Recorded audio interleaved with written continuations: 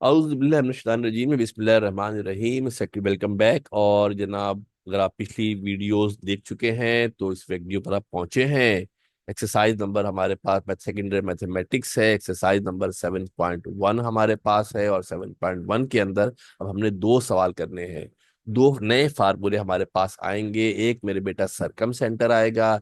एक हमारे पास तीन सेंटर होते हैं। सेंटर क्या होते हैं? सर्किल के अंदर कुछ सेंटर बनते हैं, ये आपने याद पड़ेगा। मैट्रिक क्लास में आप लोगों ने ड्रॉ भी किए थे। एक सर्कम सेंटर होता है, एक इन सेंटर होता है और एक मीडियन होता है। तो मीडियन क्या होता है ट्रायंगल का? सेंट्राइड क्या होता है? सर्कम सेंटर क्या होता है? नए फार्मूले हैं, नई चीजें हैं। सर्कम सेंटर का फार्मूला लिखा हुआ नहीं है। इसका मतलब यह है कि सर्कम सेंटर का फार्मूला कोई होता नहीं है। इन सेंटर का फार्मूला हमारे पास होगा। मीडियन ऑफ ट्रायंगल क्या, मीडियन क्या होता है, सेंट्राइड क्या होता है। ये हमारा लेक्चर नंबर 4 है। इसके साथ ही हमारे पास जो चैप्टर नंबर 7 की एक्सरसाइज नंबर 7.1 है वो कंक्लूड हमारी हो जाएगी इंशाल्लाह। खत्म आज करने की पूरी कोशिश करेंगे। पहले फार्मूला समझाएंगे और उसके बाद एक्सरसाइज को सॉल्व करने की कोशिश करेंगे। पीछे जो आपने एक्सरसाइज की थी मेरे बेटा वो इंपॉर्टेंट है। पीछे जो सवाल किए थे फार्मूला आपको आने चाहिए, स्पेशली डिस्टेंस फार्मूला आना चाहिए। कौन सा मेरे बेटा? डिस्टेंस फार्मूला आपको आना चाहिए। Recalling of some important formulas, important definition है, टर्म्स हैं। पहले समझ लेंगे पॉइंट ऑफ कॉन्ग्रुएंसी क्या होते हैं मेरे बेटा। कुछ चीजें ऐसी हैं जो पीछे आपने शायद पढ़ी हो या नहीं पढ़ी हो, समझा दें। कुछ टर्म्स हैं तो आपको पता होना चाहिए पॉइंट ऑफ कॉन्करेंसी क्या होते हैं। इससे पहले हम सवाल को सॉल्व करें, कुछ डेफिनेशन है आपको पता होनी चाहिए। पॉइंट ऑफ कॉन्करेंसी क्या होते हैं बेटा? अगर हमारे पास लाइनें हैं, एक नहीं दो नहीं तीन लाइनें हैं, और तीन लाइनें अगर एक ही पॉइंट पे कट करें, तीन लाइनें क्या करें बेटा? अगर एक ही पॉइंट पे कट करें तो ऐसी लाइंस को कहा जाता है क्या? Concurrent line. वैसे आप समझ लो, वैसे मेरे बेटा समझ लो, जब तीन लाइन हमारे पास होती हैं, वैसे अगर मेरे बेटा बनाओगे, तीन लाइनें बनाओगे, एक लाइन ये बनाई, दूसरी लाइन ये बनाई, तीसरी लाइन ये बनाई, तो ट्रायंगल बन जाता है। क्या बन जाता है? ट्रायंगल बन जाता है। ऐसी होता है ना मेरे बेटा, तीन लाइनों को मिलाते हो तो ट्रायंगल बन जाता है। मगर यहाँ पर जरा सिचुएशन डिफरेंट है। यहाँ पर सिचुएशन मेरे बेटा डिफरेंट ये है मेरे बेटा, ये तीन लाइनें ना, ट्रायंगल बन गया। और इससे पहले हमने बनाया ट्रायंगल, तीन लाइनें ट्रायंगल बनाती है। मगर यहाँ सिनारियो जरा डिफरेंट है। सिनारियो मेरे बेटा डिफरेंट यहाँ पर यह है कि जो तीनों लाइनें हैं वो एक ही पॉइंट पे कट कर रही है, ट्रायंगल फॉर्म नहीं करेंगी। ट्रायंगल फॉर्म नहीं करेंगी। अगर तीन लाइनें एक ही पॉइंट पे कट करती हैं तो इनको कॉन्करेंट लाइन कहते हैं। और जिस पॉइंट पे कट करती हैं इसको पॉइंट ऑफ कॉन्ग्रुएंसी कहते हैं। क्या कहते हैं इसको? पॉइंट ऑफ कॉन्ग्रुएंसी कहते हैं। फिर आता है एक और चीज जिसका नाम होता है परपेंडिकुलर बाइसेक्टर। क्या होता है? क्या होता है परपेंडिकुलर बाइसेक्टर? क्या होता है इसका भी कॉन्सेप्ट आपको होना चाहिए। A line segment which bisect, bisect लफ्ज के मतलब होता है टू इक्वल पार्ट। बाइसेक्ट के मतलब क्या होता है? टू इक्वल पार्ट होता है। और परपेंडिकुलर लफ्ज के मतलब होता है 90 डिग्री। परपेंडिकुलर लफ्ज के मतलब क्या होता है? 90 डिग्री होता है। एक लाइन है, इसके दो पॉइंट होंगे। लाइन है, इसके दो पॉइंट हमारे पास होंगे। एक पॉइंट ये रहा, दूसरा पॉइंट ये रहा। एक ऐसी लाइन जो इसको दो बराबर हिस्सों में डिवाइड करे, बिल्कुल मिड पॉइंट होगा। क्या होगा? क्या होगा? क्या होगा? मिड पॉइंट होगा। मिड पॉइंट हो, एक लाइन जो मिड पॉइंट से पास करे। मिड पॉइंट का मतलब है दोनों तरफ फासले बराबर होते हैं। मिड पॉइंट का मतलब क्या होता है? दोनों तरफ जो फासले होते हैं, दोनों तरफ जो फासले होते हैं इक्वल होते हैं, बराबर होते हैं। दो पॉइंट है, मिड पॉइंट का मतलब है दोनों तरफ फासले क्या होंगे? बराबर होंगे। एक ऐसी लाइन जो मेरे बेटा मिड पॉइंट से पास करे। कहां से पास करे? मिड पॉइंट से पास करे। और मिड पॉइंट से पास करने के साथ साथ कितना एंगल बनाए? ये लाइन है ग्रीन वाली, 90 डिग्री का एंगल बनाए। कितना एंगल बनाए मेरे बेटा? 90 डिग्री का अगर एंगल बनाएगी तो ऐसी लाइन को कहा जाता है perpendicular bisector. A line which passes through the mid point of two lines, two points के मिड पॉइंट से पास करे एंड 90 डिग्री एंगल बनाए, ऐसी लाइन को कहा जाता है परपेंडिकुलर बाइसेक्टर। देखो ये छोटी छोटी बातें होती हैं, ये अगली एक्सरसाइज में भी काम आएंगी। ये सिर्फ इस 7.1 का तस्करा नहीं है। 7.2 करेंगे, 3 करेंगे, इवन ये कि आप चैप्टर नंबर 8 करेंगे, 9 करेंगे, वहां पर भी ये सब कॉन्सेप्ट आते हैं। वहां पर भी ये कॉन्सेप्ट आपके पास आएंगे। लिहाजा ये छोटे छोटे कॉन्सेप्ट से ये पता रहेंगे तो सवाल करने में मजा आपको आएगा। इसको परपेंडिकुलर बाइसेक्टर कहते हैं। नाउ दे, इसके बाद हमारे पास आता है एंगल का बाइसेक्टर। क्या होता है एंगल का बाइसेक्टर? क्या होता है? जिस तरीके से हमारे पास हमने साइड को बाइसेक्ट किया था, बाइसेक्ट का मतलब होते हैं दो बराबर हिस्से। वैसे ही मेरे बेटा अगर हम क्या करें कि एंगल को दो बराबर हिस्सों में डिवाइड कर दें, यानी अगर 60 का एंगल है तो 30 30 के दो कर दे, या 90 का है तो 40 45 के दो कर दे, 45 45 के दो कर दे। जो दो बराबर हिस्सों में डिवाइड करेगा इसको कहते हैं एंगुलर बाइसेक्टर, या एंगल का बाइसेक्टर कहा जाता है। फिर आता है मीडियन क्या होता है। मीडियन क्या होता है, बड़ा इंपॉर्टेंट पॉइंट है, बहुत अहम है। एक लाइन सेगमेंट जो एक वर्टेक्स से शुरू हो। वर्टेक्स क्या होता है, क्या होता है वर्टेक्स? ट्रायंगल के जो एंगुलर पॉइंट होते हैं, जो किनारे होते हैं ना, कोने होते हैं, उसको वर्टेक्स कहते हैं। पहले बताया था ए बी सी वर्टेक्स है। ए बी सी कौन है बेटा? कोई वर्टेक्स है। एक ऐसी लाइन जो वर्टेक्स से शुरू हो और सामने वाले के मिड पॉइंट पर जाकर मिले। कहाँ जाके मिले? सामने वाले के मिड पॉइंट पर जाके मिले, ऐसी लाइन को मीडियन कहते हैं। क्या कहते हैं बेटा इस लाइन को? ऐसी लाइन को मेरे बेटा मीडियन कहते हैं। मीडियन एक नहीं होता, मीडियन तीन होते हैं। यहाँ तो एक बनाया ना मेरे बेटा, यहाँ तो ज्यादा एक बनाया है। ये भी हो सकता है कि बी से शुरू हो और जनाब कहाँ जाके खत्म हो? ए और सी के मिड पॉइंट पे जाके मिले। कहाँ मिले? ए और सी के मिड पॉइंट पे जाके मिले। ये भी हो सकता है मेरे बेटा कि सी से शुरू हो और ए और बी के मिड पॉइंट पे जाके मिले। अब बड़े इंटरेस्टिंग सी बात देखने में मिल रही है आपको। क्या? ये तीनों लाइनें एक ही पॉइंट पे मिल रहे हैं। ये तीनों लाइनें हैं, जो तीनों मीडियन है, ये एक ही पॉइंट पे मिल रहे हैं। दूसरे अल्फाज में ये कॉन्करेंट होते हैं। क्या होते हैं मेरे बेटा? कॉन्करेंट होते हैं, ख्याल रखना। मीडियन क्या होगा? जो आपके पास एक ही जगह पे पॉइंट पे मिलते हैं। एक वर्टेक्स होगा, सामने वाले के मिड पॉइंट पे मिलेगा, इसको मीडियन कहते हैं। क्या कहते हैं इसको? ये छोटी छोटी डेफिनेशन है बेटा, याद होनी चाहिए। फिर आता है एल्टीट्यूड क्या होता है। एल्टीट्यूड क्या होता है मेरे बेटा? ये भी बड़ा इंटरेस्टिंग सा सिनारियो है। फर्क याद रखना है बेटा कि एल्टीट्यूड क्या होता है, राइट बाइसेक्टर क्या होता है। सब चीजें पता होंगी ना तो पढ़ने में मजा आएगा। एल्टीट्यूड क्या होता है? एल्टीट्यूड ट्राइंगल के क्या होता है? एक ऐसी लाइन जो कि परपेंडिकुलर शुरू हो। कहाँ से? कहाँ से शुरू हो? ये जनाब वाली वर्टेक्स से शुरू होगी। कहाँ से शुरू होगी? वर्टेक्स से शुरू होगी और सामने वाले के साथ परपेंडिकुलर 90 डिग्री के एंगल पर जाएगी। कहाँ जाएगी? 90 डिग्री के एंगल पे जाएगी। देखो ये मिड पॉइंट पे गई थी, इसका मिड पॉइंट पे जाना जरूरी नहीं है, ये बीच पे नहीं मिलेगी। बीच में देखो ये लाइन टेढ़ी है, ये लाइन जहां देखोगे तो 90 डिग्री का एंगल है। कितना एंगल है बेटा? 90 डिग्री का एंगल हमारे पास होगा। इसी तरीके से मेरे बच्चा यहाँ से देखो, एल्टीट्यूड भी एक नहीं, एल्टीट्यूड भी तीन होते हैं। हो सकता है एल्टीट्यूड यहाँ से शुरू हो मेरे बेटा शहजादे, ये सामने जाएगा तो देख लेना एंगल 90 होना चाहिए। एंगल कितना होना चाहिए मेरे बेटा? एंगल 90 हमारे पास होना चाहिए। जो एंगल बन रहा है, एंगल 90 डिग्री का एंगल बनना लाजमी होता है। कितना एंगल जरूरी होता है बेटा? 90 डिग्री का एंगल बनना जरूरी होता है। यहाँ पे जो एंगल बनेगा वो 90 डिग्री का एंगल होना चाहिए। ये मिड पॉइंट पे नहीं मिलता। अगेन बेटा गौर से अगर आप देखो तवज्जो से मेरे बच्चा चंदा शहजादे, तो तीनों एल्टीट्यूड एक ही पॉइंट पे मिल रहे हैं। तीनों एल्टीट्यूड एक ही पॉइंट पर मिल रहे हैं। एक ही पॉइंट पे मिलने के मतलब क्या है? ये भी कॉन्ग्रुएंट होते हैं। ये भी क्या होते हैं? ये भी हमारे पास जनाब कॉन्ग्रुएंट होते हैं। तो जनाब मीडियन भी कॉन्ग्रुएंट होता है। और इसी तरीके से दिखाया दिखाया नहीं आपको मैंने, जो एंगुलर बाइसेक्टर होते हैं वो भी कॉन्करेंट होते हैं। एल्टीट्यूड भी कॉन्करेंट होता है। और मेरे बेटा जो राइट बाइसेक्टर होता है वो भी कॉन्करेंट होते हैं। ये सारे के सारे कॉन्करेंट होते हैं। इनकी किसी भी ट्रायंगल के अंदर हर दफा हर चीज तीन बनती है। किसी भी ट्रायंगल के अंदर राइट बाइसेक्टर हो, एंगल का बाइसेक्टर हो, मीडियन हो, एल्टीट्यूड हो, तीन बनेंगे। कितने बनेंगे शहजादे? तीन बनेंगे। और तीनों हमेशा हमेशा हमेशा हमेशा, तीनों हमेशा कैसे होंगे? तीनों हमेशा कॉन्करेंट होंगे। कॉन्करेंट होने के मतलब है कि एक ही पॉइंट पर मीट करेंगे, एक ही पॉइंट पर हमारे पास जनाब जो है वो मिलेंगे। कहाँ मिलेंगे शहजादे? एक ही पॉइंट पर हमारे पास जो मीट करेंगे, एक ही पॉइंट पर मिलेंगे। नाउ देन दो डेफिनेशन हमारे पास और हैं।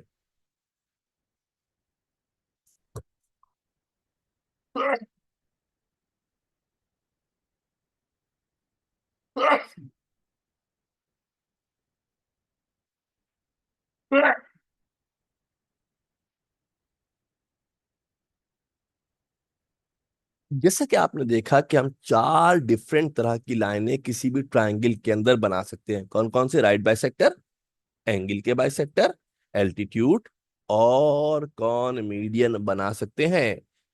ठीक है जनाब। Four different points of congruency. They will be four different point of congruency. ये तीनों पॉइंट हमेशा कॉन्ग्रुएंट होंगे हमेशा। Such congruent points are referred to as the different centers according to the line meeting at the point। ये जो तीनों आपके पास है ना बाइसेक्टर जो कॉन्ग्रुएंट होते हैं, जहां पे इनकी पॉइंट ऑफ कॉन्ग्रुएंसी होगी ना, तीनों पॉइंट क्या होते हैं, चारों लाइनों के बाइसेक्ट, चारों लाइनें क्या होंगी, राइट बाइसेक्टर हो, मीडियन हो या एंगल का बाइसेक्टर हो या मीडियन हो, ये सब के सब कॉन्ग्रुएंट होंगे। इनके नाम होते हैं, इनके खास नाम रखे गए हैं। क्या नाम होते हैं जरा सुन ले जरा गौर से। पहला होता है सरकम सेंटर, जो राइट बाइसेक्टर के पॉइंट ऑफ इंटरसेक्शन होता है। जो राइट बाइसेक्टर था, एक बाइसेक्टर ये रहा, दूसरा बाइसेक्टर ये रहा, तीसरा बाइसेक्टर ये रहा, ट्राइंगल के बाइसेक्टर बनाए। बाइसेक्टर का मतलब होता है मिड पॉइंट से पास करेगा। कहाँ से पास करेगा, मिड पॉइंट से पास करेगा, 90 डिग्री बनाएगा, ये तीनों एक ही पॉइंट पे मिलेंगे, कॉन्ग्रुएंट है। इस पॉइंट का नाम होता है सरकम सेंटर। क्या नाम होता है इसका, जहां पे तीनों बाइसेक्टर मीट करते हैं, इस पॉइंट का नाम होता है circumcentre. The point of congruency of the right bisector of a triangle are called circumcentre. इसको मेरे बेटा सरकम सेंटर कहते हैं। इसी तरीके से इन सेंटर होता है अगर अगर राइट अगर बाइसेक्टर ऑफ एंगल हो। सुन लेना बेटा गौर से।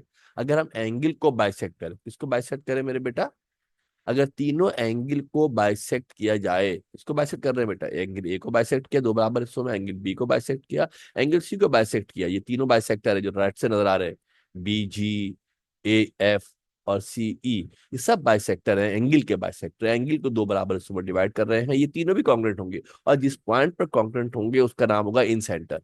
याद होना चाहिए, पता होना चाहिए, the point of intersection of the point of intersection of the internal bisector of the angles are called incenter। इसको मेरे बेटा incenter कहा जाता है। अब बेटा ईमानदारी की बात यह है कि आप फिजिकल क्लास के अंदर पढ़ रहे होते हैं ना, तो बोर्ड के अंदर इतनी तफसील से बताना मुमकिन नहीं होता। ना इतनी रंग बिरंगी डायग्राम बन सकती है, ना इतनी ज्यादा खूबसूरती के साथ काम किया जा सकता है। आप देखोगे मेरे बेटा कि फ्यूचर दूर नहीं है, सारी चीजें आपके ऑनलाइन पे आ जाएंगी, क्योंकि यहाँ पर बहुत सारे ऑप्शंस होते हैं, बहुत सारी चीजें होती है जो काम फिजिकल क्लास के अंदर करना मुमकिन नहीं होता। Now we come to this centroid. Centroid क्या होता है, अब एक और तीसरा भी था ना बेटा, कौन सा तीसरा, मीडियन था। तीसरा क्या था बेटा, मीडियन था। जो मीडियन हमारे पास होते हैं, कहाँ मिलते हैं मीडियन, मिड पॉइंट पे मिलते हैं, वर्टेक्स से शुरू होते हैं, मिड पॉइंट पे मिलते हैं। इसको मीडियन कहा जाता है। जहाँ तीनों मीडियन मिलते हैं, जहाँ तीनों मीडियन मिलते हैं उस मीडियन, उसको ये मीडियन भी क्या होंगे, कॉन्ग्रुएंट होंगे। तो अब कॉन्ग्रुएंट के मतलब पता होना चाहिए ना। कॉन्करेंट के मतलब क्या होता है, तीन लाइंस अगर एक ही पॉइंट पे मिलती हैं, तीन लाइन अगर एक ही पॉइंट पे मिलती हैं तो इनको कॉन्करेंट लाइंस कहा जाता है। क्या कहते हैं इनको मेरे बेटा, तो कॉन्करेंट लाइंस कहा जाता है जहां पर ये तीनों लाइनें मीट करेंगी, किसके, इसके मीडियन के। जो मीडियन के three, the point where three medians of a triangle meets, या इंटरसेक्ट करते हैं, मीट करते मतलब होता है इंटरसेक्ट करते हैं, इस कॉल्ड सेंट्राइड। इसको मेरे बेटा सेंट्राइड कहते हैं। ये आपका जो पॉइंट ई नजर आ रहा है ये सेंट्राइड है, ये वर्टेक्स है, ये आपका मिड पॉइंट है। और लास्ट हो गया ऑर्थो सेंटर। चौथा भी तो था, कौन था चौथा, और चौथा था एल्टीट्यूड।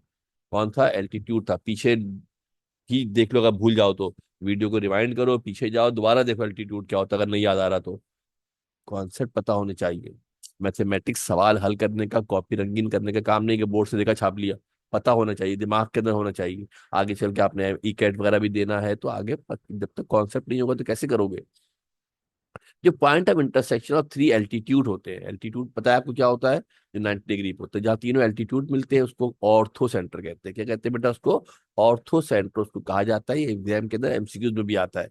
एग्जाम के अंदर एमसीक्यू में भी आता है, जहाँ जगह तीनों लाइनें एक ही पॉइंट पे इंटरसेक्ट कर रही है तो उनको डैश कहते हैं, कॉन्ग्रुएंट लाइन कहते हैं। जहाँ तीन लाइन मीट करती है उसको पॉइंट ऑफ कॉन्ग्रुएंसी कहते हैं। जहाँ तीनों मीडियन मीट करते हैं सेंट्राइड कहते हैं। तीनों एल्टीट्यूड मीट करते हैं ऑर्थो सेंटर कहते हैं। तीनों राइट बाइसेक्टर मीट करते हैं सरकम सेंटर कहते हैं। और अगर तीनों internal bisector of angle meet करते हैं तो उसको इन सेंटर कहते हैं। ये फर्क पता होना चाहिए बेटा, ये फर्क पता होना चाहिए। प्रॉपर डायग्राम बनाकर अच्छी तरीके से समझ लेना, इनको हमने फाइंड आउट करना है। अब जो हमारी एक्सरसाइज होगी, सवालात होंगे, उनमें हमने इनको फाइंड आउट करना है। मेरे ख्याल से हमारे पास सेंट्राइड का सवाल है और मीडियन का सवाल है, इन सेंटर का सवाल है और सेंट्राइड का सवाल है, बाकी दो के सवाल नहीं है। ठीक है जी। ना हम आते हैं मेरे बेटा एक्सरसाइज के ऊपर, और एक्सरसाइज के हम सवाल करेंगे। हम स्किप करके आए थे, पिछली वीडियो देखिएगा, हमने 12 स्किप किया था। ये हमारा क्वेश्चन नंबर 12 है मेरे बेटा। इसमें हमने क्या करना है, तीन वर्टिसेस गिवन है ट्राइंगल के, कौन से बेटा, 2,1, 5,2, 3,4 रिस्पेक्टिवली। ट्राइंगल के वर्टिसेस है, find the coordinate of the circumcentre. Circumcentre के कोऑर्डिनेट्स मालूम करने किसके मेरे बेटा, सरकम सेंटर के कोऑर्डिनेट्स मालूम करने हैं। सरकम सेंटर का कोई फार्मूला नहीं होता, ख्याल रखिएगा। सरकम सेंटर के हमने कोऑर्डिनेट्स जना फाइंड आउट करने हैं, निकालने हैं, and also find the radius of the circumcentre. Circumcentre का रेडियस भी मालूम हमने करना है। ये भी लॉन्ग के लिए इंपॉर्टेंट सवाल है, थोड़ा लंबा सवाल है, लेंथी सवाल है। लॉन्ग के अंदर हम करेंगे इस सवाल को। Given that 2,1, 5,2, 3,4 are the vertices of a triangle. ये हमारे पास मेरे बेटा क्या मौजूद है, ये हमारे पास एक ट्राइंगल हमारे पास मौजूद है।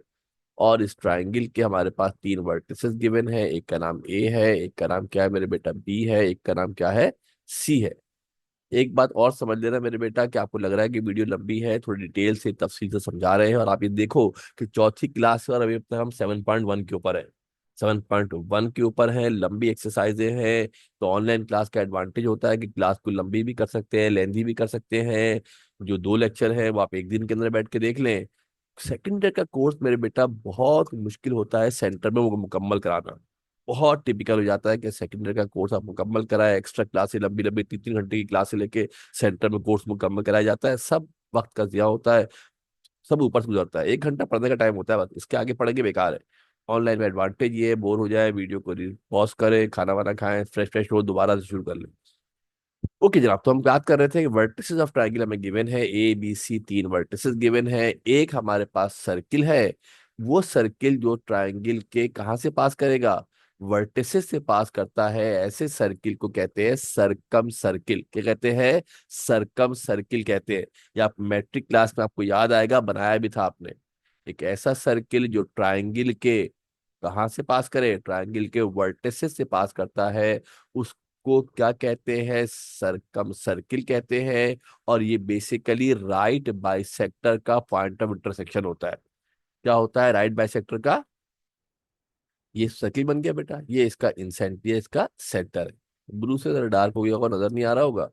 ये इसका कहीं पर हमारे पास क्या होगा, सेंटर हमारे पास होगा। अगर नजर नहीं आ रहा है शहजादे, तो हम क्या करते हैं, जरा रेड से कर देते हैं, रेड शायद आपको अच्छा सा नजर आ जाएगा। रेड कर दिया, पुश। तो जनाब ये देखिए, ये हमारे पास जो था वो सरकम सेंटर है, जिस सेंटर पर रख के हमने सर्किल बनाया है। और जो सरकम सेंटर है इसके कोऑर्डिनेट्स क्या होंगे हमारे पास, एक्स कॉमा वाई होंगे। जो सरकम सेंटर होता है ना, ये वर्टिसेस से इक्वल डिस्टेंस पर होता है। सेंटर के सर्किल की डेफिनेशन ही बताई थी आपको पहले, कि सर्किल जो बनता है वो सेंटर से लेके वर्टिसेस तक का जो फासला होता है बराबर होता है। यानी जो सेंटर है मेरे बेटा, उससे पॉइंट ए का निकालो फासला, बी का निकालो, सी का निकालो, ये सब फासले बराबर होंगे। सब फासले क्या होंगे, बराबर होंगे। यानी कि जो सेंटर अगर हमारा पी है, सेंटर से लेके सर्किल पर जो पॉइंट लाई करते हैं, इस फासले को रेडियस कहते हैं। कहीं पर भी पॉइंट ले लेंगे, ये फासला इक्वल होता है, बराबर होता है। क्या होता है, फासला इक्वल होता है, बराबर हमारे पास होता है। यानी कि सेंटर से लेकर, क्योंकि वर्टिस से पास कर रहे हैं ना, तो वर्टिस सर्किल पर लाई करेंगे, तो सेंटर से लेकर वर्टिस तक का फासला बराबर होगा। एपी हो, बीपी हो, सीपी हो, सब बराबर होंगे। ये जो एपी बीपी सीपी है ना मेरे बेटा, ये हम निकाल सकते, और इसका स्क्वायर कर दें, तो एपी का स्क्वायर, बीपी का स्क्वायर, सीपी का स्क्वायर इक्वल टू क्या हो जाएगा, आर स्क्वायर हो जाएगा। आर क्या होता है, रेडियस होता है। अब बोलो सर स्क्वायर कर दिया बिला सबब। स्क्वायर मेरे बेटा इसलिए किया है कि डिस्टेंस फार्मूला इस्तेमाल करेंगे यहाँ, और डिस्टेंस फार्मूला में रूट होता है। डिस्टेंस फार्मूला में क्या होता है, रूट होता है। हम डिस्टेंस फार्मूला का स्क्वायर कर लेंगे, तो हमारे को बार बार स्क्वायर रूट यानी कि स्क्वायरिंग करने की जरूरत पेश नहीं आएगी। डिस्टेंस फार्मूला कहता है डी स्क्वायर, ये डिस्टेंस फार्मूला ही है, मगर जो कुछ सिर्फ डी होता है वो रूट में होता है। जब हम रूट खत्म कर देंगे तो डी स्क्वायर हो जाएगा। क्या हो जाएगा बेटा, डी स्क्वायर हमारे पास हो जाएगा। ए पी का स्क्वायर अगर हम निकालना चाहें मेरे बेटा, तो आपको पता है पी की वैल्यू एक्स कॉमा वाई है, और ए के जो कोऑर्डिनेट्स है मेरे बेटा 2,1 है, तो क्या हो जाएगा, x-2 का होल स्क्वायर, y-1 का होल स्क्वायर। a-b के होल स्क्वायर के फार्मूले से खोलेंगे बेटा, इसको a-b के होल स्क्वायर से खोला है, दूसरे वाले को भी क्या करेंगे, a-b के होल स्क्वायर के फार्मूले से खोलेंगे। ये वाला जो है ना मेरे बेटा, अभी a-b का होल स्क्वायर सेकेंडरी के बच्चों को बताया जाए तो जरा मुनासिब लगता नहीं यार। ये ए माइनस बी के होल स्क्वायर के फॉर्मूले से इसको खोला है मेरे बेटा। इसी तरीके से मेरे बेटा शहजादे, जो वाई माइनस वन वाला हिस्सा होगा, कौन सा मेरे बेटा, जो वाई माइनस वन वाला हमारा जो हिस्सा है, ये वाला जो पार्ट मेरे पास है, इस वाई माइनस वन वाले हिस्से को मेरे बेटा, इसको जब खोलूंगा तो इसको खोलने पर ये आंसर आ जाएगा। ठीक है, a square minus two a b plus b square के फॉर्मूले से खोला है। ठीक है, थोड़ा इसको अरेंज कर लेते हैं, क्या करते हैं, थोड़ा बेटा इसको अरेंज कर लेते हैं। अरेंज कर लेंगे, अरेंज कर लोगे तो एक्स स्क्वायर वाई स्क्वायर पहले कर लो। तो एपी का स्क्वायर क्या हो जाएगा, x square plus y square minus का फोर एक्स माइनस का टू वाई, फोर ये था, वन ये था, फोर और वन कितने हो गए, कितने होगा, फोर और वन फाइव होगा, तो फाइव कर दिया। इसको नाम देते हैं क्वेश्चन नंबर वन का, लेट से कोई नाम ना भी तो चलेगा। सिमिलरली बीपी निकाल सकते हैं बेटा। बीपी का मतलब क्या होगा, पी एक्स कॉमा वाई है, बी की कोऑर्डिनेट्स क्या है, फाइव कॉमा टू है, तो एक्स माइनस फाइव का स्क्वायर वाई माइनस टू का स्क्वायर, इसको भी फार्मूले से खोल लेंगे, ए माइनस बी के होल स्क्वायर से, इसको भी ए माइनस बी के होल स्क्वायर के फार्मूले से, और इसको भी ए माइनस बी के होल स्क्वायर के फार्मूले से खोल लेंगे, सिंप्लीफाई कर लेंगे, ये हमारे पास एक और इक्वेशन बन जाएगी। और इसी तरीके से सीपी भी निकाल लेंगे। क्या निकाल लेंगे बेटा, इसी तरीके से जो सीपी का स्क्वायर है उसको भी निकाल लेंगे, फार्मूले से खोलेंगे, सिंप्लीफाई कर लेंगे, हमारे पास एपी का स्क्वायर आ गया, बीपी का स्क्वायर आ गया, सीपी का स्क्वायर आ गया। डिस्टेंस फार्मूला इस्तेमाल किया है। अगर डिस्टेंस फार्मूला नहीं याद आ रहा तो lecture number one, lecture number one, lecture number one खोलिएगा, दोबारा देख ले, कोई वीडियो को दोबारा देखने से जान नहीं चली जाएगी भाई। अच्छी तरीके से बात समझ लो कि जब तक एक चीज क्लियर ना हो आगे पढ़ने का फायदा नहीं है। ऑनलाइन क्लास का एक और सबसे बड़ा एडवांटेज ये है, फिजिकल क्लास में तो भाई निकल गया तो निकल गया, छुट्टी कर ली, कुछ कर लिया तो सवाल गया तो गया तो गया। यहाँ तो मेरे बेटा अगर आप भूल गए हो, याद नहीं आ रहा, पीछे जाओ, एक मखसूस सेगमेंट है, खोल के दोबारा देख लो, रिवाइंड हो जाएगा, रिवाइज हो जाएगा, सब काम आसानी से हो जाएगा। तो ये भाई ऑनलाइन का तो बहुत एडवांटेज है, अभी आप करेंगे, ऐसा ऐसा पढ़ेंगे तो आपको इसका फायदा समझ में आएगा। ठीक है मेरे बेटा, नहीं क्लियर हो रहा चैप्टर वन, पीछे जाके चले जाए, पहला लेक्चर देख ले, रिमाइंड करा ले, जल्दी जल्दी स्पीड बढ़ा लेना, यूट्यूब पे वीडियो चलाओगे अब तो पता है कि वन एक्स पे, वन पॉइंट फाइव एक्स पे, टू एक्स पे चला के जल्दी जल्दी रिवाइज हो जाएगा। आधे घंटे की वीडियो है, 15 मिनट में देख लोगे। ये हमारे पास एपी की बीएपी का स्क्वायर, बीपी का स्क्वायर, सीपी का स्क्वायर निकला है, हमारे पास इक्वेशन है। यहाँ मेरे बेटा चंदा अगर आप गौर से देखो, यहाँ मेरे बेटा आप गौर से देखो, तो जो हमने इक्वेशन लिखी थी कौन सी मेरे बेटा, एपी का स्क्वायर, बीपी का स्क्वायर, सीपी का स्क्वायर, ये अगर आप देखो मेरे बेटा तो बज़ाहिर आपको लग रहा है एक इक्वेशन है, ये एक इक्वेशन नहीं, तीन इक्वेशन है। ये एक इक्वेशन नहीं है मेरे बेटा, तीन इक्वेशन है। एपी का स्क्वायर इक्वल टू बीपी का स्क्वायर एक इक्वेशन, एपी का स्क्वायर इक्वल टू सीपी का स्क्वायर दूसरी इक्वेशन, और बीपी का स्क्वायर इक्वल टू सीपी का स्क्वायर तीसरी इक्वेशन। तीन इक्वेशन बन सकती है इससे, मगर हमें चाहिए होंगी दो इक्वेशन है। क्यों, हमें जो पॉइंट फाइंड आउट करना है, मालूम करना है, ये देखो मेरे बेटा गौर से, हमने मेरे बेटा जो पॉइंट फाइंड आउट करना है, हमने जो पॉइंट मेरे बेटा मालूम करना है, वो पॉइंट के अंदर क्या है, जो पॉइंट हमने मालूम करना है उस पॉइंट के अंदर हमारे पास एक्स और वाई दो कोऑर्डिनेट है। इसका दो वेरिएबल मालूम करने हैं तो दो इक्वेशन चाहिए होंगी, दो वेरिएबल मालूम करना हो तो दो इक्वेशन चाहिए होंगी। यहाँ से तीन वेरिएबल इक्वेशन बन सकती है, मगर हम दो इक्वेशन बनाएंगे। कितनी बनाएंगे बेटा, दो इक्वेशन बनाएंगे। कैसे बनाएंगे, तो जल्दी जल्दी देखने की मेरे बेटा कोशिश करते हैं, वीडियो लंबी हो रही है, क्या करें मेरे बेटा, बस समझाने के लिए डिटेल से करने में फायदा है। अब रात रात के बैठ के आराम से मुझसे देख लेना, अगर टाइम ना हो तो एक सवाल देख लो आप, ये नहीं कि आप एक दफा में एक नशिश के अंदर बैठ के पूरी वीडियो देखे, अगर फर्ज करें 50 मिनट की, 1 घंटे की वीडियो है, तो आप एक सवाल अगर आपका समझ में आता है, आप एक सवाल के बाद वीडियो रोक दे, टाइम नोट कर लेंगे, ये वीडियो हमने इस टाइम तक देखी है। उसके बाद थोड़ी देर के बाद, आधे घंटे के बाद, दूसरे दिन, अगर जैसे आपकी कैपेसिटी है, आप उस वीडियो को दोबारा जनाब जो है जहाँ से छोड़ा था वहां से आगे देख ले, आप क्वेश्चन वाइज कर ले, आप कोई इशू नहीं है। आप एक वीडियो को 4 हिस्सों में देख ले, चार वीडियो को एक साथ बैठ के देख ले, वो सब आपके इख्तियार में है, सारा कोर्स की पेस, रफ्तार सारी आपके हाथ में है ना। आप कंसीडर करते हैं मेरे बेटे एपी का स्क्वायर इक्वल टू बीपी का स्क्वायर, एपी का स्क्वायर बीपी के स्क्वायर के बराबर है। एपी की वैल्यू पिछली इक्वेशन में लिखी थी, यहाँ पे लिखी थी, वैल्यू पुट करेंगे, एक्स स्क्वायर वाई स्क्वायर दोनों तरफ मौजूद है। कौन मेरे बेटा, एक्स स्क्वायर वाई स्क्वायर दोनों तरफ मौजूद है मेरे बेटा। एक्स स्क्वायर से एक्स स्क्वायर कैंसिल कर दो शहजादे, एक्स स्क्वायर से एक्स स्क्वायर कैंसिल कर देते हैं, वाई स्क्वायर से वाई स्क्वायर कैंसिल कर देते हैं। ठीक है मेरे बेटा, ये कैंसिल हो गया हमारे पास। एक्स वाले एक तरफ कर लेते हैं, वाई वाले एक तरफ कर लेते हैं।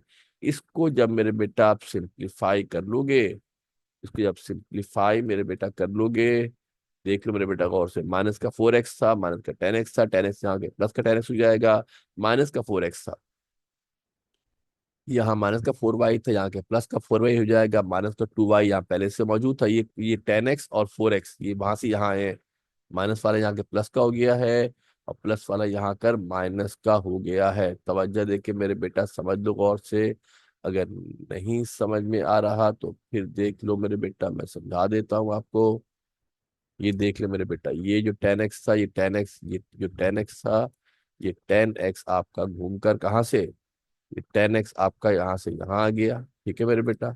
और इसी तरीके से मेरे बेटे जो 4y था वो 4y घूम के आपका यहाँ आ गया, माइनस का था, ये रहा, माइनस का था, यहाँ के बेटा क्या हो गया, प्लस का हो गया, राइट।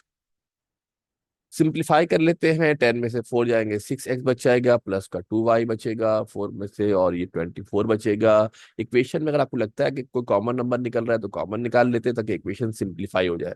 तो छोटी सी इक्वेशन बन गई क्या, 3x plus Y equal to 12, दो वेरिएबल हैं इसके अंदर, एक्स और वाई, एक इक्वेशन बनी है।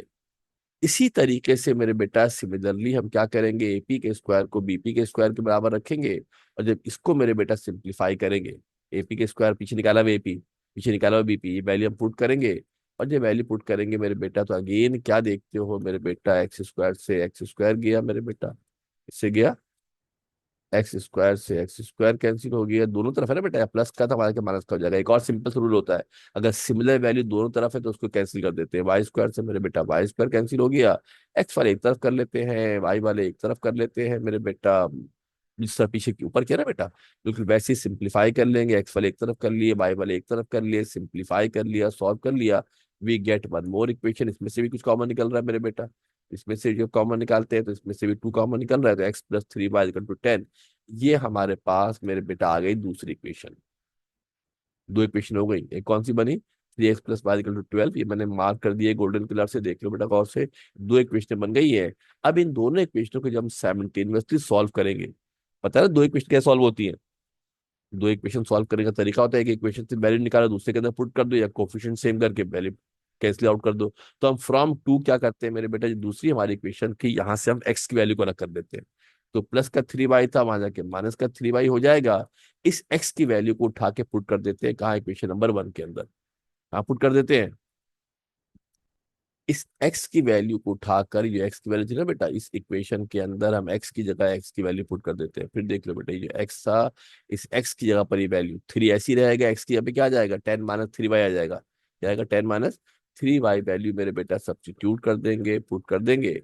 देख लो बेटा गौर से, 3 था, इस x की जगह पर कौन था बेटा, जो x यहाँ लगा हुआ है, इस x की जगह पर हमारे पास क्या आ गया है, चलो मैं दोबारा एक छोटा सा बॉक्स भी बना देता हूँ, आपको जरा समझने में आसानी हो जाएगी। ये मेरे बेटा इक्वेशन थी, यहाँ पे शहजादे मेरे बेटा x लिखा था, यहाँ इस x की जगह पर हमने कौन सी वैल्यू पुट कर दी है, 10 - 3y, जो वैल्यू x की हमारे पास ऊपर से आई थी, ठीक है। बॉक्स बना दिया है, समझ दो, ये वैल्यू यहाँ से इसके अंदर पुट हो गई है, सब्स्टिट्यूट हो गई है ना। अगर इसको सिंप्लीफाई कर लेते हैं मेरे बेटा, 10 × 3 = 30 हो जाएगा, 3 × 9 हो जाएगा। अब ये जो छोटी छोटी सिंप्लीफिकेशन है मेरे बेटा, ये तो आप सिंप्लीफाई कर सकते हो, और जब सिंप्लीफाई करेंगे मेरे बेटा, तो सिंप्लीफाई करने पर माइनस का 8y की वैल्यू आ जाएगी, 12 हो जाएगा, सिंप्लीफाई करेंगे, सॉल्व करेंगे, आंसर आ जाएगा 9/4। कितना आंसर आएगा बेटा, फिर देख लो गौर से, तवज्जो से गौर से देख लो, ये मैं मिटा देता हूँ मेरे बेटा, मिटा देते हैं। स्क्रीनशॉट लेने का काम नहीं है मेरे बेटा, रजिस्टर लेके बैठो, रजिस्टर लेके बैठोगे साथ साथ लिखोगे। ट्रिकी सवाल आते हैं बेटा, ये आप समझो कि आपको देख के आ जाएंगे, देख के नहीं आएंगे भाई, करके आएंगे, करना पड़ेगा तवज्जो से। वाई निकल आया, पॉइंट के दो हिस्से होते हैं, एक्स होता है वाई होता है, एक्स वाई निकला है अभी। इसी तरीके से मेरे बेटा एक्स की वैल्यू को मालूम करेंगे, एक्स की वैल्यू कैसे मालूम करेंगे भाई, जो वाई की वैल्यू हमारे पास निकली है, किसकी निकली बेटा वैल्यू, वाई की वैल्यू निकली है, उसको इक्वेशन नंबर 3 के अंदर पुट कर देते हैं।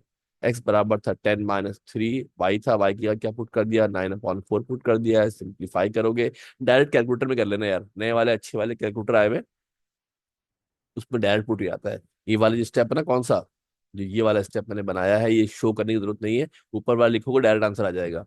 यानी अगर आप ये स्टेप ना लिखना चाहें, कौन वाला, खा जाओ ये वाला स्टेप, कौन सा स्टेप, जो ये वाला स्टेप मेरे बेटा है, अगर आप नहीं लिखते, डायरेक्ट कैलकुलेटर के अंदर आप वैल्यू मेरे बेटा सब्स्टिट्यूट कर देते हैं, तो आप ये वाला स्टेप स्किप कर सकते हो, खा जाए कोई मसला नहीं है। सेकेंडरी लेवल पे आप डायरेक्ट आंसर लिख सकते हैं, कोई परेशानी की बात नहीं है। लिहाजा कोऑर्डिनेट्स कितने आ गए मेरे बेटा, 13/4, 9/4। लंबा सवाल है, लेंथी सवाल है, लॉन्ग में आएगा। और इससे आपको अंदाजा हो रहा होगा कि इतना आसान नहीं है भाई मामला। जितना आसान आप समझ रहे हो ना कि हंसते खेलते हो जाएगा, इतना आसान नहीं है। अभी तो शुरुआत है, आगे चलेंगे तो और आपको अंदाजा होगा। वैसे इतने लेंदी सवाल ना आगे एक्सरसाइज में नहीं है ना, ये कुछ सादे लेंदी सवाल है, मगर बहर लॉन्ग के हवाले से ये बहुत ज्यादा अहम सवाल है। ये तो निकल आया क्या, सेंटर निकल आया। क्या निकल आया, सरकम सेंटर के कोऑर्डिनेट्स निकाल लिए हैं। सवाल में कहा गया था रेडियस ही मालूम करें। सवाल में कहा गया था क्या मालूम करें मेरे बेटा, सवाल में कहा गया था कि रेडियस भी आपने फाइंड आउट करना है, मालूम करना है। तो रेडियस मालूम करने के लिए हम क्या करेंगे, एपी था, बीपी था, सीपी था, किसी भी इक्वेशन के अंदर, किसी भी इक्वेशन के अंदर एक्स और वाई की वैल्यू पुट कर दे। किसी भी इक्वेशन के अंदर एक्स और वाई की वैल्यू पुट कर देते हैं मेरे बेटा। ये आर स्क्वायर है। अगेन मेरे बेटा ये लिखा हुआ ना, कैलकुलेटर में डायरेक्ट पुट कर देना।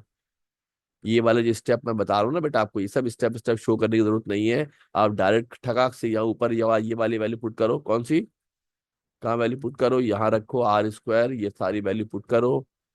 ये सारी वैल्यू मेरे बेटा शहजादे पुट कर दो, ये सारी की सारी वैल्यू पुट कर दो यहाँ पर। यहाँ पर ये जो स्टेप है ना मेरे बेटा, यहाँ पर वैल्यू आप सब्स्टिट्यूट कर दे, यहाँ पे वैल्यू आप पुट कर दो मेरे बेटा। ये वाली वैल्यू आप पुट कर दो मेरे बेटा इसके अंदर। तो फिर आपके पास ये दोनों स्टेप शो ना भी करे और आप डायरेक्ट आंसर लिख दे तो वेल वेल फाइन, तो मसला नहीं है। इसके बाद करने के बाद इसका रूट ले लेना। यहाँ इत्तेफाक से रूट मैं ले लिया है, ये रूट शायद आगे पीछे हो गया, रूट लेना नहीं था, ये रूट गलत लगा दिया ना, ये वाला रूट नहीं होगा यहाँ पर। आप ये करना मेरे बेटा, सिंप्लीफाई करोगे और इसके बाद अगर साथ साथ रूट भी लगा दोगे, ये आंसर सॉल्व करोगे तो ये आंसर आएगा। ये नहीं आएगा, रूट रूट नहीं आएगा इसके अंदर ना, ये बगैर रूट के आएगा, ये बगैर रूट के हमारे पास आएगा। ठीक है मेरे बेटा, मैं थोड़ा सा इसकी करेक्शन कर देता हूँ ताकि आपको ज्यादा प्रॉब्लम ना हो, कंफ्यूजन। तो बेटा ये आर स्क्वायर हमारे पास हो गया है। रूट चलो आपको कंफ्यूज कर रहा था, रूट मैंने रिमूव कर दिया है। ये आर स्क्वायर के अंदर हमने जो एपी का स्क्वायर था इसके अंदर हमने वैल्यू पुट की है। कैलकुलेटर से मेरा डायरेक्ट पुट हो जाएगा। 5/4 का स्क्वायर 5/4 का स्क्वायर हो जाएगा। ये एक भी 5/4, ये भी 5/4, तो 2 5/4 हो जाएगा। इसका रूट निकाल लेंगे, 5/4 क्योंकि स्क्वायर से रूट कैंसिल हो जाएगा, रूट के अंदर सिर्फ 2 बचेगा। ये इतनी टेंशन लेने का नहीं है मेरे बेटा, यहाँ लिख के अगर आप रूट के अंदर लिख दोगे तो कैलकुलेटर में डायरेक्ट आंसर आ जाएगा, कोई परेशानी की बात नहीं है। सारे स्टेप जो है वो आपको समझाने के लिए बताए गए हैं। अगर आप कैलकुलेटर यूज कर रहे हैं तो you can do it directly, आप डायरेक्टली कर सकते हो, कोई परेशानी की बात इसके अंदर नहीं है। तवज्जो से ध्यान से सवाल कर लीजिएगा। देखो मेरे बेटा 3 स्लाइडें इसको करने में लग गई हैं। जब कॉपी पे आप करोगे मेरे बेटा तो 4 5 पेज पे आ जाएगा। तो आपको अंदाजा हो रहा होगा कि इतना आसान नहीं है, जितना आसान समझ रहे हो ना इतना आसानी से मामला होने वाला नहीं है। That is some tricky work, मुश्किल काम है, जरा मुश्किल से होगा। ठीक है मेरे बेटा, दिल छोटा करने का नहीं है मेरे बेटा। ये तो चौथी क्लास है, तो आपको आगे लग पता जाएगा होने वाला क्या है। और वेरिएशन बहुत है, सवाल के अंदर वेरिएशन बहुत ज्यादा है। ठीक है मेरे बेटा, बहुत ज्यादा सवाल के अंदर तब्दीलियां हैं। कैलकुलस पढ़ेंगे 12 चैप्टर, कहने को तो 12 चैप्टर, ये फर्स्ट ईयर का डबल कोर्स है। फर्स्ट ईयर का डबल कोर्स है, साथ साथ पढ़ोगे तो फायदा रहेगा। ये मत समझना कि अभी जुलाई का महीना है, अगस्त का महीना है, जल्दी जल्दी काम हो जाएगा, तो ऐसा नहीं है भाई। ऐसा नहीं है, समझ लो मेरे बेटा गौर से कि अभी से पढ़ोगे तो कहीं जाके बड़ी मुश्किल से कोर्स आपका मुकम्मल होगा। वरना एक तरीका ये है कि भाई इंपॉर्टेंट मत कर ले, स्किप कर ले। मगर मेरे बेटा जो 3 साल 4 साल पेपर आपके हुए हैं, जो 2 साल पेपर हुए हैं मेरे ख्याल में इसके, हर दफा नया सवाल आया है, गैर मुतवक्का सवाल आए हैं। कभी इतने आसान आ जाते हैं, कभी मुश्किल आ जाते हैं। तो करना सब पड़ेगा बेटा, कोई सवाल स्किप नहीं कर सकते आप, मुश्किल पड़ जाएगा आपके पास। तो ये आपका सवाल हो गया मेरे बेटा, ये क्वेश्चन नंबर 12 था। आप देखोगे मेरे बेटा वीडियो की लेंथ बात 18 19 मिनट का, 20 मिनट का तो अकेला ये सवाल होगा। अब मेरे बेटा 2 सवाल हमारे पास और है, जल्दी जल्दी 2 सवाल को हम कर लेते हैं, जरा छोटे सवाल आते हैं। Find the coordinate of the in centre of a triangle. एक ट्राइंगल के इन सेंटर के कोऑर्डिनेट्स निकालने हैं। इन सेंटर का फार्मूला होता है, सबसे अच्छी बात यह है कि इन सेंटर का और सेंट्राइड के दोनों के फार्मूले होते हैं, बड़े छोटे छोटे से मामूली मासूम से सवालात से, ज्यादा मसला नहीं है। 2 पार्ट गिवन है, जल्दी जल्दी दोनों पार्ट कर लेंगे, हो सकता है एक पार्ट कर लेगा आपको करने के लिए छोड़ दे, क्लास में तो ऐसे ही होता है। एक ट्रायंगल है, उसके 3 पॉइंट गिवन है, आपने इन सेंटर के कोऑर्डिनेट्स मालूम करने हैं। ये एक ट्रायंगल है मेरे बेटा, ट्रायंगल के 3 पॉइंट्स हमें गिवन है, ट्रायंगल के 3 पॉइंट्स हमें गिवन है। शायद आपको नजर ना आ रहा हो, शायद रंग इसका डार्क हो गया है, रंग थोड़ा सा शायद डार्क हो रहा होगा, शायद आपको स्क्रीन पे इतना मुनासिब तरीके से नजर नहीं आ रहा है। तो मेरे बेटा हम थोड़ा सा इसको ओके, ये अब आपको पॉइंट नजर आ रहे होंगे। ए के पॉइंट 2,8 है, बी का 8,2 है, सी का 9,2 है। अब यहाँ पर मेरे बेटा जो इन सेंटर होता है, एक ऐसा सर्किल जो ट्रायंगल के अंदर बने, एक ऐसा सर्किल जो ट्रायंगल के अंदर बनता है। थोड़ा सा रिमाइंड कराओगे, पीछे जाओगे तो 9th मैट्रिक क्लास में आपने सब सर्किल ये बनाए थे। और ये basically internal bisector of angle होता है। क्या होता है? इंटरनल बाइसेक्टर ऑफ एंगल हमारे पास होता है, मगर इतनी सब कहानियों में जाने का नहीं है। पहली बात कि इनस्क्राइब सर्किल जो ट्रायंगल के अंदर बनता है, इसके सेंटर को इन सेंटर कहते हैं। और इसका एक फार्मूला होता है, बड़ा सिंपल सा। इसका एक फार्मूला हमारे पास होता है, अगर ए बी सी साइड्स की लेंथ है। ए बी सी क्या है? साइड्स की लेंथ। अगर हमारे पास है, तीन साइडें हमारे पास है, इसकी लेंथ ए है, इसकी लेंथ बी है, इसकी लेंथ सी है। साइड की लेंथ होती है, लेंथ कैसे निकालते हैं? डिस्टेंस फार्मूले से निकालते हैं। किससे निकालते हैं? डिस्टेंस फार्मूले से निकालते हैं। तो मिड पॉइंट का, तो इन सेंटर का फार्मूला होता है बड़ा सिंपल सा, AX1 plus BX2 plus CX3। ए वाले को सामने वाले पॉइंट से, ये वाला X1 Y1 होगा। ए के सामने वाले को X1 से, ए के सामने होगा X1 होगा। जो बी के सामने होगा वो X2 होगा। जो सी के सामने होगा वो X3 होगा। ए के सामने X1, बी के सामने X2, सी के सामने X3 होगा। AX1 plus BX2 plus CX3 upon a plus b plus c. ABC कौन है? साइड्स की लेंथ है। कौन है? साइड्स की लेंथ है। कौन है? साइड्स की लेंथ है। ये फार्मूला हमारे पास होता है बिल्कुल जिस तरह एक्स के अंदर है, बिल्कुल वैसी वाई के अंदर है। A/1 B/2 C/3 upon a plus b plus सी। तो पहले हमें ABC निकालना पड़ेगा। क्या निकालना पड़ेगा पहले बेटा हमें? पहले हमें ABC निकालना पड़ेगा। कैसे निकालेंगे ABC? कैसे निकालेंगे ABC? जब लेंथ मालूम करनी होती है, तो लेंथ मालूम करने के लिए हम क्या इस्तेमाल करते हैं मेरे बेटा? लेंथ मालूम करने के लिए हम इस्तेमाल करते हैं डिस्टेंस फार्मूला। क्या इस्तेमाल करते हैं बेटा? Distance formula. आपको पता है, पिछली सवाल में भी किया, इससे पहले भी किया आपने। अब बार बार हर सवाल के अंदर तो डिस्टेंस फार्मूले के एक्सप्लेनेशन देंगे नहीं। हमने सिंपली मेरे बेटा सवाल के अंदर वैल्यू पुट कर दी है। सिंपली हमने क्या किया है मेरे बेटा, सवाल के अंदर वैल्यू सब्स्टिट्यूट कर दी है। सवाल के अंदर वैल्यू मेरे बेटा पुट कर देते हैं फार्मूले के अंदर। ए के मतलब है BC। ए के मतलब कौन है? BC है। तो 9 - 8 हो जाएगा, 9 - 2 हो जाएगा। 9 - 8 हो गया, 9 - 2 हो गया। बाकी फार्मूले के अंदर वैल्यू पुट कर देना। अगर आप ये स्टेप लिखने के बाद, क्या लिखने के बाद मेरे बेटा? देख ली चंदा गौर से। अगर आप ये स्टेप लिखने के बाद डायरेक्ट ये लिख देते हो जो कैलकुलेटर में आ जाएगा, तो वी आर फाइन, में कोई इशू नहीं है। अगर आप डायरेक्ट स्टेप लिख देते हो तो चलेगा, इसमें कोई मसला, कोई परेशानी इसके अंदर जनाब नहीं है। इसी तरीके से बी निकाल लेंगे बेटा। बी कौन है? कौन है बी? ए और सी का फासला है, इसको भी डिस्टेंस फार्मूले से कर लेंगे। या आप डायरेक्ट सॉल्व कर लोगे, पूरे स्टेप शो करके दिखाने की जरूरत नहीं है। यहाँ आपको समझाने के लिए मोहब्बत में दिखा दिया है। अगर आप ये ना भी करें तो चलेगा, कोई परेशानी की बात नहीं है। ठीक है मेरे बेटा? सिंप्लीफाई कर लीजिएगा, कैलकुलेटर में डायरेक्ट आंसर आ जाते हैं, परेशानी की बात नहीं है कोई। बी निकाल लेंगे, वैसे सी निकाल लेंगे। सर बी निकालेंगे, वैसे ही मेरे बेटा क्या निकाल लेंगे चंदा? सी हम निकाल लेंगे। तो ये आंसर हमारे पास जनाब जो था वो आ जाएगा। राइट, सही है। कौन आ गया? कौन आ गया? ए आ गया, बी आ गया, और हमारे पास कौन आ गया? ए आ गया, बी आ गया, सी आ गया। अब करना ये है मेरे बेटा, ये सी भी आ गया। सी की वैल्यू कितनी आ गई? 6√2 आ गई। ए की वैल्यू 5√2 आ गई।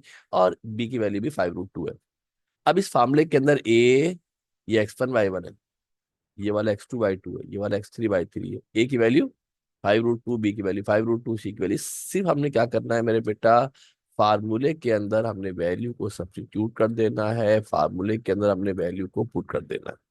क्या करना है बेटा? हमने फार्मूले के अंदर हमने वैल्यू को सब्स्टिट्यूट कर देना है। फार्मूले के अंदर हमने वैल्यू को पुट कर देना है। देखो बेटा, फार्मूला आपको याद है। AX1, एक ही जगह पर 5√2। X1 की वैल्यू कितनी थी?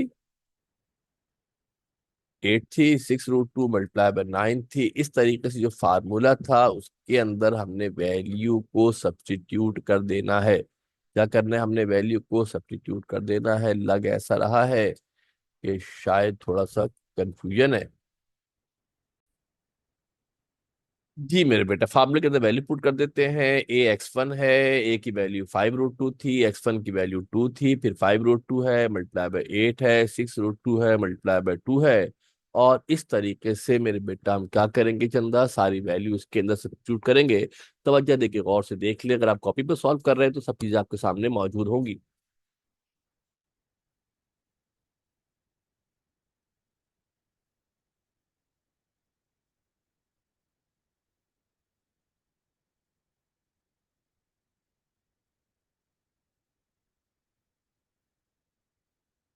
देखो मेरे बेटा, ये चीजें ना एक्सप्लेन करने की नहीं होती, तो आप अपने हाथ से लिखोगे तो फिर आपको बात सही से सेंस आएगी, बात आपको समझ में आएगी। बड़ी सी स्क्रीन करके साफ साफ करके लिख दिया है। क्योंकि दो स्क्रीनें हैं तो इसलिए क्लियर नहीं हो रहा है। अगर एक ही स्क्रीन पे होता तो फिर आप उसको आइडेंटिफाई भी कर सकते थे।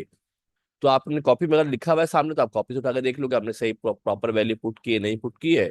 इसको सिंप्लीफाई कर लेंगे। 5√2 को 2 से करेंगे तो 10√2 हो जाएगा, 8 से करेंगे तो 40√2 हो जाएगा, 9 से करेंगे 54√2 हो जाएगा। जब याद रखना कि जब रूट सेम होता है, रेडिकेंट कहते हैं अंदर वाले को, क्या कहते हैं अंदर वाले को, रेडिकेंट कहते हैं, तो सिर्फ कोफिशिएंट को ऐड कर लेते हैं। 5 और 5 10, 10 और 6 16√2 हो गया। जिस जगह से ऊपर वाले को भी देखोगे तो सब में √2 है, ऊपर वाले को भी ऐड कर लेंगे मेरे बेटा, तो 104√2 अपॉन 16√2 आ जाएगा। यहाँ पे भी सॉल्व करोगे तो इत्तेफाक से 104√2 और 16√2 आ जाएगा। √2 से √2 कैंसिल हो जाएगा। क्या होगा मेरे बेटा, √2 से √2 क्या हो जाएगा, √2 से √2 कैंसिल हो जाएगा। और कैलकुलेटर से कर लेना मेरे बेटा, तो 16 को डिवाइड करेंगे 4 से, तो मेरे ख्याल से कोई अपॉन में 2 या 4 हमारे पास आ जाएगा। क्या आ जाएगा, इसको जब सिंप्लीफाई करोगे बेटा तो आंसर आ जाएगा 13/2। कितना आंसर आ जाएगा, 13/2 हमारे पास आंसर आ जाएगा। 2 से डिवाइड करेंगे, नए वाले जो अपॉन वाले कैलकुलेटर होते हैं डायरेक्ट पुट करोगे सब आंसर आ जाएगा। इवन ये मेरे बेटा कि अगर आप यहाँ पर वैल्यू, अगर आपकी इतनी प्रैक्टिस है कैलकुलेटर में, आप अच्छे हैं, अगर आप ये वाला पॉइंट पुट कर देते हैं उसके नीचे डायरेक्ट ये आंसर लिख देते हैं या ये लिख देते हैं तो चलेगा, कोई परेशानी की बात नहीं है। सारा खेल देखो प्रैक्टिस का है, अपने हाथ से लिखना है। जब तक लिखोगे तो आपको आएगा। शुरू में स्टेप के साथ करो, जब स्टेप आपकी प्रैक्टिस हो जाएगी तो आप उसको आधा करके स्टेप स्किप भी कर सकते हो। मगर मेरी रिकमेंडेशन ये है मेरे बेटा कि पहले महीने पे तो पूरा करने की कोशिश करो, ठीक है। बिल्कुल इसी तरीके से हमारे पास मेरे बेटा जो इसका दूसरा पार्ट था मेरे बेटा, देख लो। जो इसका सेकंड हमारे पास पार्ट है मेरे बेटा, सेकंड पार्ट को भी देख लेते हैं। ये रेड वाला से पड़ गया भाई। जो सेकंड वाला हमारा पार्ट है मेरे बेटा, इस सेकंड पार्ट को भी हम जनाब देख लेते हैं जल्दी से, बिल्कुल जल्दी से गो थ्रू कर देता हूँ। 36 है, 7 है, 20 है, सो ऑन है। डायग्राम बिल्कुल वैसी बना दी है मेरे बेटा, देख लो। अगेन डिस्टेंस मालूम करेंगे। ये फार्मूला होता है, पहले ए बी निकालेंगे, ए निकालेंगे, बी निकालेंगे, सी निकालेंगे। ये आप कैलकुलेटर से कर लेना, आपके सामने सॉल्व कर दिया है। बेहतर ये मेरे बेटा खुद करना, बेहतर ये शहजादे मेरे बच्चा खुद करने की कोशिश करना। खुद करोगे तो मजा आएगा। फिर समझ लो मेरे बेटा, गौर से मैं बता दूं आपको एक बात कि ये सारे स्टेप यहाँ हमने शो किए हैं। अगर आप ये स्टेप करने के बाद डायरेक्ट ये वाला स्टेप लिख देते हो जो कि कैलकुलेटर में आ जाएगा, जो कि कैलकुलेटर में आ जाएगा, यहाँ से ऐसे पुट करोगे तो डायरेक्ट आंसर कैलकुलेटर दे देगा। तो आपको ये बाकी स्टेप लिखने की जरूरत नहीं है। बाकी स्टेप लिखने की जरूरत नहीं है। आप डायरेक्टली ये जो स्टेप मैंने मेरे बेटा डब्बे में कर दिए हैं, इसके बाद अगर ये डायरेक्ट आंसर कैलकुलेटर से आ जाएगा तो आप यू कैन डू दैट। ये इतने सारे स्टेप लिखने की जरूरत नहीं है, नहीं है, राइट। अब अगेन मेरे बेटा, फार्मूले के अंदर आपने वैल्यू पुट कर देनी है, nothing you have to do. कुछ नहीं करना मेरे बेटा, आपने जस्ट फार्मूले के अंदर आपने मेरे बेटा वैल्यू पुट कर देनी है। जरा पिछले सवाल के अंदर पुट किया था वैसे सवाल पहले पुट कर देंगे, सिंप्लीफाई कर देंगे, सॉल्व कर देंगे, तो आपके पास -1, 0 आंसर आ जाएगा। सारा खेल प्रैक्टिस का है, सारा खेल प्रैक्टिस का है, सारा खेल प्रैक्टिस का है, सारा खेल प्रैक्टिस का। अगेन थोड़ा टाइम कंज्यूमिंग है, मुझे पता है कि वीडियो की लेंथ ज्यादा हो गई है, वीडियो की लेंथ ज्यादा हो गई है, मगर क्या करें मेरे बेटा, काम तो करना है। अगर आप कंफ्यूज हो जाते हैं मेरे बेटा तो आप क्वेश्चन वाइज सवाल कर लें, वीडियो को पॉज कर ले, रोक दें, दोबारा दूसरे दिन वीडियो खोल के 1 घंटे के बाद, 2 घंटे के बाद दूसरे दिन खोल के अगला सवाल कर ले। एक वक्त में एक सवाल कर ले कोई मसला नहीं है। ये नहीं कि आप एक वक्त नशिश के अंदर बैठ के पूरी वीडियो सॉल्व करें, मगर नहीं बेटा लिखना जरूर, साथ में रजिस्टर लेके बैठे लिखना जरूर। जब तक लिखोगे नहीं मजा नहीं आएगा। तो लास्ट क्वेश्चन रहता है मीडियन ऑफ ट्रायंगल क्या होता है। हमने पीछे बताया आपको मीडियन क्या होता है मेरे बेटा। एक वर्टेक्स होता है, सामने वाले के मिड पॉइंट पे मिलता है, तो इस लाइन का नाम होता है मीडियन। भी बराबर होते हैं, इस लाइन का नाम क्या होता है, मीडियन होता है। ट्रायंगल के एक नहीं, दो नहीं, 3 मीडियन होते हैं। कितने होते हैं मेरे बेटा, 3 मीडियन होते हैं। जहां तीनों मीडियन मीट करते हैं इस पॉइंट को सेंट्राइड कहते हैं। और एक और खूबी होती है, एक तरफ लाइन बड़ी नजर आ रही है, एक तरफ लाइन छोटी नजर आ रही है। जिस तरफ बड़ी लाइन है उधर रेशियो 2 होता है, इधर रेशियो 1 होता है। जहाँ तीनों पॉइंट मिल रहे हैं इस पॉइंट को सेंट्राइड कहते हैं। एक प्रॉपर्टी याद रखना, यहाँ लिखी नहीं है मैंने। एक प्रॉपर्टी याद रखना कि जो बड़ी वाली साइड होती है ना मेरे बेटा, ये जो साइड बड़ी वाली है, इधर रेशियो 2 होगा, इधर रेशियो 1 होगा, इधर रेशियो 1 होगा, छोटी साइड पे 1 होगा। इसी तरीके से मेरे बेटा यहाँ पे देखोगे तो यहाँ पे रेशियो 2 होगा, यहाँ पे जाओगे तो यहाँ पे रेशियो 1 होगा, यहाँ पे जाओगे तो यहाँ पे रेशियो 1 होगा, इसी तरीके से ये बड़ी साइड है, यहाँ पे रेशो 2 होगा, यहाँ पे जाओगे तो रेशो 1 रेशो होगा। ठीक है बेटा, यहाँ पे रेशो 1 होगा, ये वाला शायद गलत हो गया है, ये 2 नहीं होगा, ये वाला जो रेशो हमारे पास होगा, ये रेशो हमारे पास 1 होगा। इधर रेशो हमारे पास 1 होगा। ठीक है, और अगेन मेरे बेटा मिस्टेक हुई है थोड़ी सी, यहाँ पे रेशियो 2, बड़ी साइड की तरफ रेशियो 2 होता है, छोटे में रेशियो 1 होता है। हमारा काम ऐसे यहाँ है नहीं, पहले आपको पता होना चाहिए, एमसीक्यू वगैरह में काम आता है।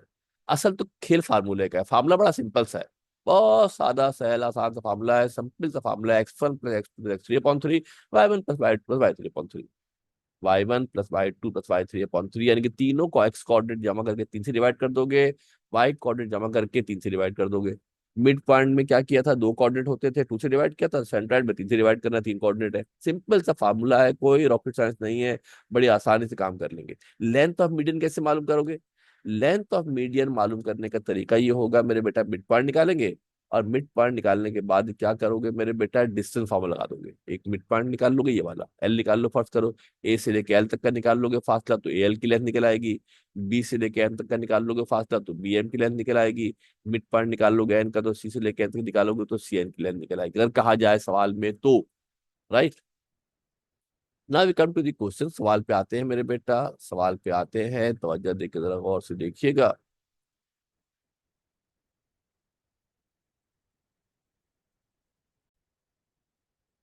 ओके जनाब, सवाल हमारे पास बड़ा सिंपल सा सवाल है, क्वेश्चन नंबर 17 हमारे पास है, इसके साथ ही हमारी एक्सरसाइज मुकम्मल हो जाएगी। सवाल में कह रहे हैं क्या, find the coordinate of the centroid of the triangle whose vertices are this and this. ये इतना छोटा सवाल ना बेटा, एमसीक्यूज में आएगा, कुछ भी नहीं सवाल के अंदर ना, ये एमसीक्यूज में ही आएगा सवाल, बस करा देते हैं जल्दी से।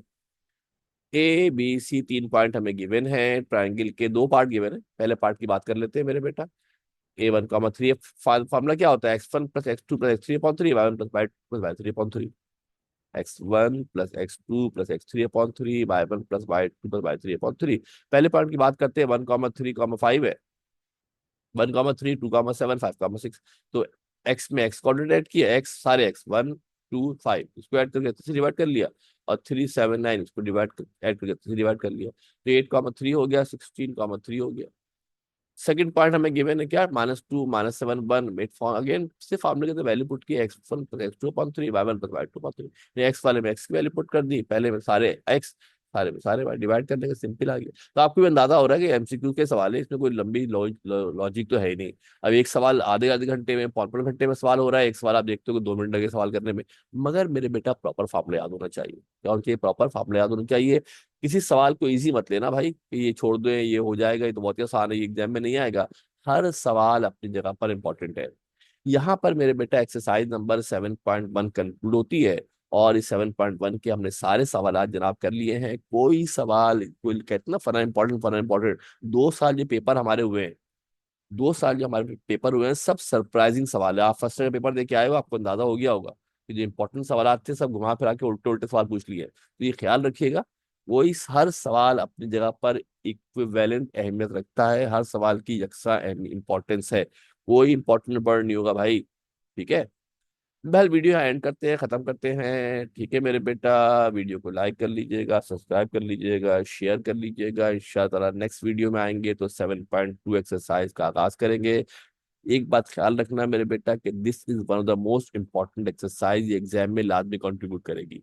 हालांकि 8 एक्सरसाइजें हैं, कितनी मेरे बेटा, 8 एक्सरसाइजें हैं, हर एक्सरसाइज का सवाल एग्जाम में आना जरूरी नहीं है, कुछ तो बिल्कुल फालतू है, करना बहल पड़ेगा, मगर इस एक्सरसाइज का सवाल जरूर आएगा, ख्याल रखिएगा। ठीक है मेरे बेटा, तो इंशाल्लाह फिर नेक्स्ट वीडियो के अंदर मिलते हैं।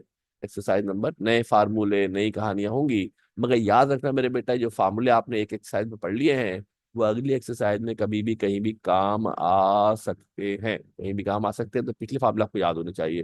प्रॉपर रजिस्टर बनाए, फेयर करें, या मेरे बेटा सिर्फ 7 चैप्टर खत्म होते होते ना एक रजिस्टर भर जाएगा, अगर आप प्रॉपर सही से साफ सुथरा तमीज से काम करेंगे तो, और साफ तमीज से काम करने की कोशिश कीजिएगा। ओके जी, अपना ख्याल रखिएगा, नेक्स्ट क्लास के साथ नेक्स्ट वीडियो के अंदर मिलते हैं। ओके जी, अल्लाह हाफिज, थैंक यू वेरी मच।